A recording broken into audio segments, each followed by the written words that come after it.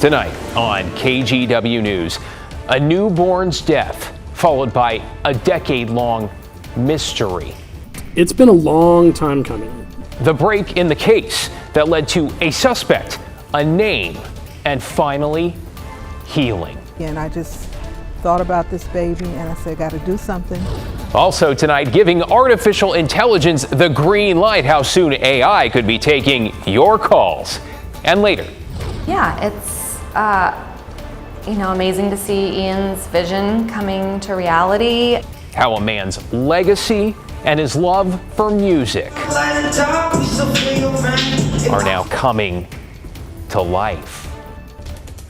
And we begin tonight with that decade-long mystery solved. Thanks for joining us. I'm David Molko. It surrounds a Portland newborn known for years as Baby Precious, who it appears was not given a fighting chance at life with her tiny body discarded in a recycling bin. For years, that case ran cold until today, when it seems everything changed.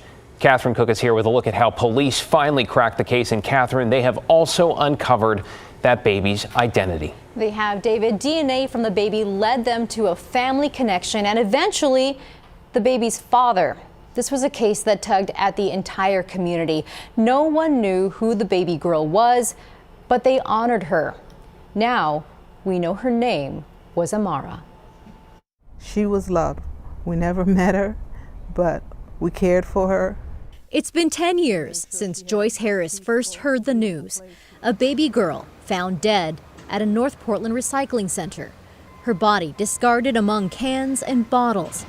No one knew who she was. All that weekend, I just thought about this baby and I said, got to do something. Joyce, a longtime leader in Portland's black community, picked up the phone. She called her friend, now retired Portland police officer Marcy Jackson. We wanted to remember this baby. The women teamed up with other community members. They held a memorial for the infant and made sure she was buried at a local cemetery. They even named her Baby Precious. People showed up. I mean, the church was full and people were crying. You know, it was like we claimed her. But who was she and who was responsible for her death? Police had little to go on. The detectives kept working and I want to applaud them. In 2019, cold case detective Brendan McGuire took over. It's been a long time coming. McGuire says a DNA sample from the baby led to a family connection and eventually the baby's father. On Thursday, police announced the U.S. Marshals arrested that man, 53-year-old Alnath Omar Oliver. Oliver faces multiple charges, including concealing the baby's birth as well as manslaughter. The mother in this case was only 15 when she gave birth. Police say she won't face charges. The mother of the child was not aware that her child was deceased. She has believed from day one that Omar had taken the child to a hospital.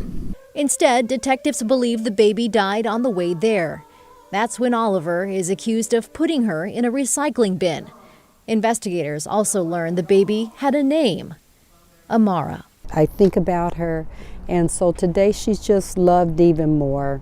On what would have been Amara's third birthday, community members planted this rose bush at the Portland Police North Precinct, a representation of her life and a reminder to not forget it. And there is that rose, and there's one left just for her today, just for her today. Those involved in this case hope it underlines Oregon's safe surrender law. A parent can bring an infant 30 days old or younger to a number of safe public spaces, including hospitals, police, and fire stations. They won't face charges as long as there's no evidence of abuse and they hand the infant to a staff member. They also don't have to identify themselves. David. You know, such an important reminder there, Catherine. I mean, a tragic and incredibly touching update there. Really appreciate your reporting on this tonight.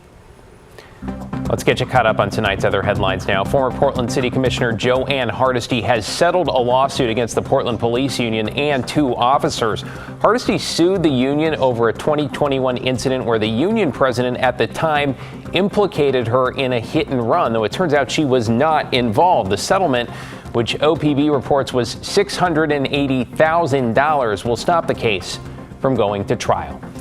Newly released data shows Oregon students by and large continue to do poorly. While standardized test scores from the spring improved slightly compared to last year, they are still lagging compared to before the pandemic. The biggest struggles in elementary and middle schools. Less than half of those students are proficient in English and math. One bright spot, though, Portland Public Schools. Its test scores vastly outperformed Oregon as a whole. And starting next month, Portland will use artificial intelligence to answer non-emergency calls. AI will text links to help callers file reports online or send callers to the 311 program. Tests found about 25% of calls to the non-emergency line actually did not need a call taker. The hope is by automating those non-emergency calls, human dispatchers can focus more on 911 emergencies and respond to calls quicker. New tonight, a Gresham man is accused of harassing and threatening his neighbors, with several of those encounters recorded by doorbell cameras. We're going to show you some of that video. According to court documents, Dominic Austin was arrested a few days ago. Neighbors say for months he would threaten them, punch or slash at their doors with a knife, and yell racial slurs. They say it had gotten so bad they'd obtained multiple restraining orders. This all happened at the Landings at Morrison Apartments. Here's what one of the neighbors who was impacted told us. The tenant above me was coming down to my unit with a knife. He was banging on the door, making small comments in the Ring camera. It was just horrific, honestly. Austin's next court date is set for next month. Developing tonight, a Gresham police officer is recovering after being hit by a car. Police say that officer was responding to a welfare check for two people passed out in a vehicle. The car, they say, turned out to be stolen. When the officer approached, the driver regained consciousness and hit the officer while trying to get away. Authorities say the suspect crashed into a tree, then tried to run away.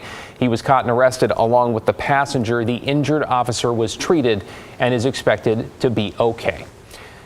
We have an update tonight on 26-year-old Ashley McGill. She is the woman who was waiting at a bus stop last summer along Stark Street when she was struck and killed by street racers. Today, one of the drivers involved pleaded guilty to criminally negligent homicide in a deal with prosecutors. And while the DA says Kenneth Joseph Freeman was one of three drivers racing, he was not the one who struck McGill. McGill's mother, who was in court, told us ultimately she hopes this sends a message. I miss her. I hope, that, she up there, sees me trying to get justice for her and stop the street racing and at least, make people think twice before, being so reckless. Make people think twice. Freeman was sentenced to 5 years in prison. The driver accused of hitting McGill has also been indicted. In Tigard, a mother of 5 who was hit by a car earlier this week has now died. Police say 45-year-old Maria Negrete was riding with her boyfriend along Hall Boulevard on Monday night. At some point, they stopped in the center lane to retrieve something on the road. That is when investigators say another car traveling southbound hit Negrete and drove away. She died Wednesday in the hospital. At this point, there is no description of the suspect's vehicle. If you'd like to help her family, they've set up a GoFundMe. Just search for Maria Negrete. Let's talk about COVID now, because today Oregon health experts came out to urge people to take advantage of new and updated vaccines to prevent a surge in viruses. Now, those include the new COVID-19, RSV, and flu vaccines. OHA says Oregon has already seen an increase in COVID cases, with flu and RSV set to rise, of course, as we approach winter. And that is concerning for health professionals who have seen the impact over the last few years. That leads to delays in care. It leads to canceled surgeries. It leads to long wait times in clinics and emergency rooms. And so I really urge all Oregonians to consider the tools available to them to prevent respiratory infection this season. Just had my COVID shot today. Updated COVID and flu vaccines are now available at some pharmacies and clinics. We've heard of shipments being delayed, with some saying they don't expect COVID shots until mid-October. New RSV vaccines for those 60 and older are now available. As for toddlers, new doses are expected later in the fall. We'll call it a sign of the season. 5 Portland breweries are closing or plan to close this fall because of what they call a changing industry. The latest to close are Pano Brewing and Reverend Nat's Hard Cider. They say it is partly because people just aren't buying as much craft beer.